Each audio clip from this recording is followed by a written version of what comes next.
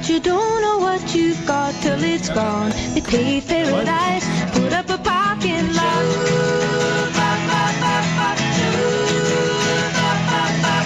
They took all the trees, put them in a tree museum. And they charged the people $1.50 just to see them.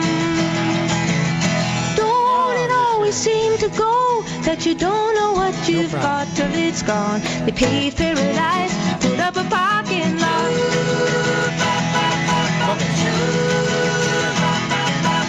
Hey, farmer, farmer, put away the DDT now.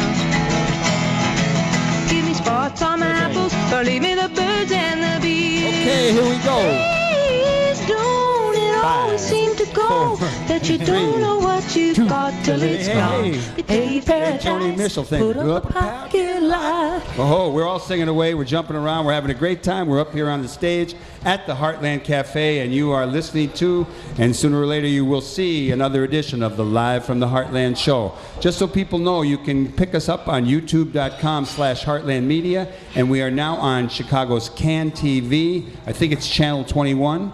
And if you email us either at Michael or Katie at heartlandcafe.com, we will send you the schedule. How's that? Nice job. Really good, Michael. Okay, keeping it all in the family, we would like to do a shout out for Grant Steskel, who is our on-site engineer. Woo! And he's been bringing this dude around all the time to the show, and it turns out it's his dad, Dan Lobbes. And good morning to you, Dan. Good morning, Michael. It's great to be here. We're glad to have you on the show. I've just been shaking your hand for about 6 months. Am I yelling? Yeah. I'm talking. I'm going to try to talk soft. Turn it down, will you? And I'm so excited to have Grant's dad here. Yes. Welcome, Dan. Thank you. It's great to be here. I appreciate it. So, Dan, we're going to cut right to it because, you know, how full the show is and the start and all that. We'd love to have 2 hours. The Conservation Foundation. What's your job there and what is it? Sure. The Conservation Foundation is a private, nonprofit land and water conservation group.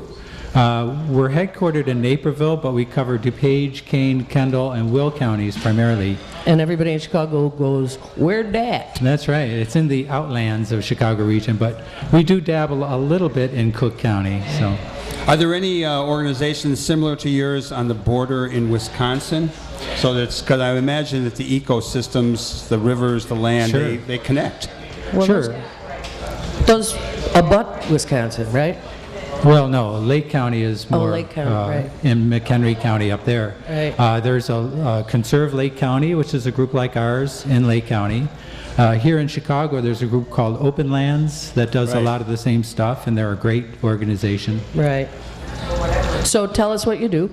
Sure. I get to make new forest preserves and parks. Which is a heck of a gig if you get to do that. That's why you look so happy. That's right. Yeah. That's right. It's great to be able to drive around and point to something that you helped preserve. So. Now, you said it's a private, not-for-profit. Does that mean there are no public funds used at all in your work? Well, we do a lot of grant-funded work, and some of those grants are from public agencies. But a lot of the grant stuff we do are from private foundations. But we also partner a lot with public agencies, all the forest preserves, park districts, municipalities. So you are like the forest preserves here in Cook County. A little bit. We help forest preserves. I mean, we were founded to help DuPage Forest Preserve District because they weren't acting fast enough. Right. So a group of businessmen and civic leaders got together and said, how can we help them?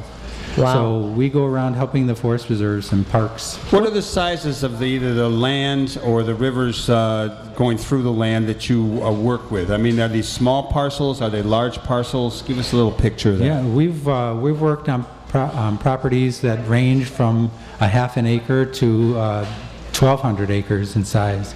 So it runs the gamut. You know. What's your crown jewel of conservation? Well, this week. Well, that's nice. Man, That's I like right. a guy who has a lot of crown jewels. That's very nice. And they're big ones too, Michael. But this week we closed on a property on the lower Fox River near Ottawa. And it's a 253-acre property that's got a mile of river frontage, and it's just an awesome jewel, ecological jewel. And it took a lot of work. It took a lot of grant funding to do it, but we have now preserved that mile-long stretch. Who So what owns that property? Actually, we're going to own it. Our group is, okay. and we're going to work with the city of Ottawa to lease it to them as a natural preserve for their people. What's your annual budget? We have a budget of like $1.2 million, although it fluctuates up to $3 million depending on the projects that we're working on. How much did that land cost you, that one that you just worked on? That's a $2.1 million project and another $200,000 in restoration. And how long did it take to pull that off? How many years? We worked on that about 2 years. Really? Right. That's pretty quick. That's not bad. So you spend a lot of time outdoors? I do. You get crews together and you work at cleaning the river, cleaning the banks, cleaning the land? We do a lot of that, yeah, both on the land and rivers. But I'm thinking, Dan, you're not as much, you're doing the phoning and meeting in boardrooms and collecting parcels and people and That's what I do. putting them together? Right. I also walk the properties.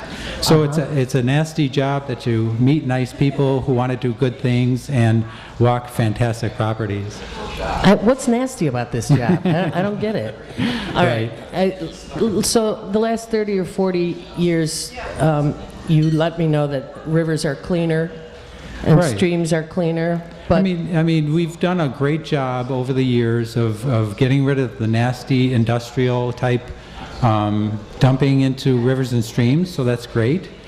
But the number one source of pollution now is really stormwater, the water that comes off of our land and goes either into Lake Michigan or into the river systems. Yeah, I found that really interesting because I hadn't really thought of it, that all this rain falls on all this tar and all this asphalt and all these roofs and all these sidewalks and all these polluted landfills, etc. Exactly. And so that water makes its way into the watershed. Right. And causes us problems. It does, and you know, with Sam and the guest before, she's talking about the Lake Michigan and the Great Lakes, which, you know, a lot of water carrying all of these chemicals and dirt and stuff ends up there, but it also ends up, like if it falls here and goes into the Chicago River, that ends up in the Gulf of Mexico in that dead zone. yeah, the dead zone, Gulf of Mexico's dead zone has been growing. It has. It has. And also had a big dose of oil dumped in it. Yeah, that True. helped. I'm But it sure. all starts here, upstream. Mm-hmm. So we have known about impervious pavement not being the environment's friend for many years. Chicago has fits and starts in terms of dealing with it. The green alleys was one thing. Yeah, they've been doing a great job, actually. Encouraging rain gardens is another thing that helps. Right. Green roofs, which I guess we hold the record on green roofs. Yeah, in terms of square footage, Chicago is the largest in the world. Amazing. I wonder if they included the Heartland roof when we were growing all No, I the don't food think in they buckets. did. I don't think they did, Michael. We weren't official. That's right. But how about when they open the locks after a torrential downpour? Isn't that like a bad news day for all of us? Well, yeah, a lot of stuff flows back and forth, and that's again, if we can keep the water sort of on our own sites as much as possible, and not allow it to carry all of these pollutants into the rivers or lakes, that would make life a whole lot easier. I'm sorry, I know that you're all about Naperville and DuPage and all up there, but I got to ask while I've got you here. Sure. The reversal of the river, you know, in Chicago, which is part of our growth as a city back when. Right. Guys going, I got an idea, let's reverse the river, which was pretty amazing when It you was think a about great it. jobs program right there. Great job. Dig. Put on your mask and dig. That's right. Now we have a guy saying, maybe we should reverse it back again. Right. Have you looked into that at all, or do your folks talk about that? You know, we're on the periphery of that, so we're not directly involved in studying that. But I think a good argument could be made for reversing it again. And it was reversed in the first point to take all the sewage away from the lake and the lakefront. Right. But if we are good stewards and we're able to keep things clean, I think that it would make sense to reverse it once back. So, You're going to be a guy we have to have on the show a lot because you've got a lot of things going on. But what would be things that people can do to help to improve the work or add to the work that you do in cleaning up the land as well as the rivers? What are the things that you would ask people out there in Radio Heartland land to take on? Sure.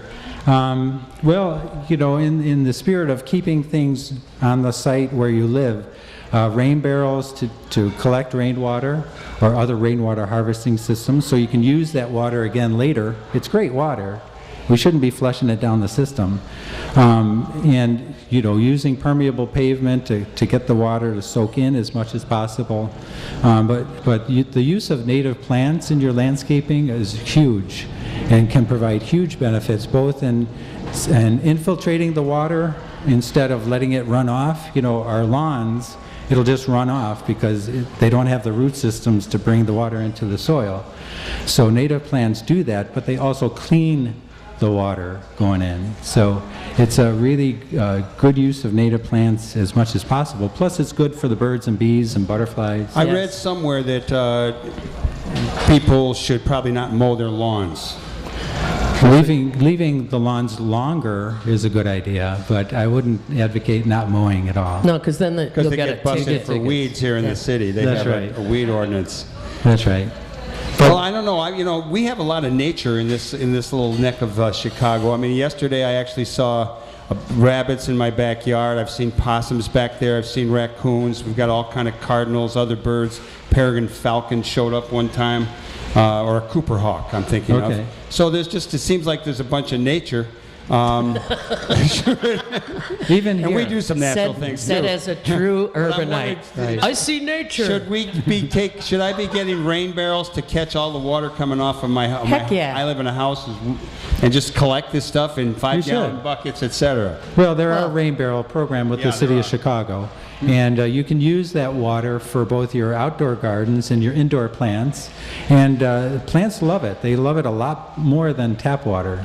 So one thing that struck me just a couple weeks ago, talking to someone who had worked in the third world with conservation projects, had a person from that part of the world say to her, "Wait a minute, you mean to tell me you guys defecate in clean potable water and then you use more clean potable water to send it away?"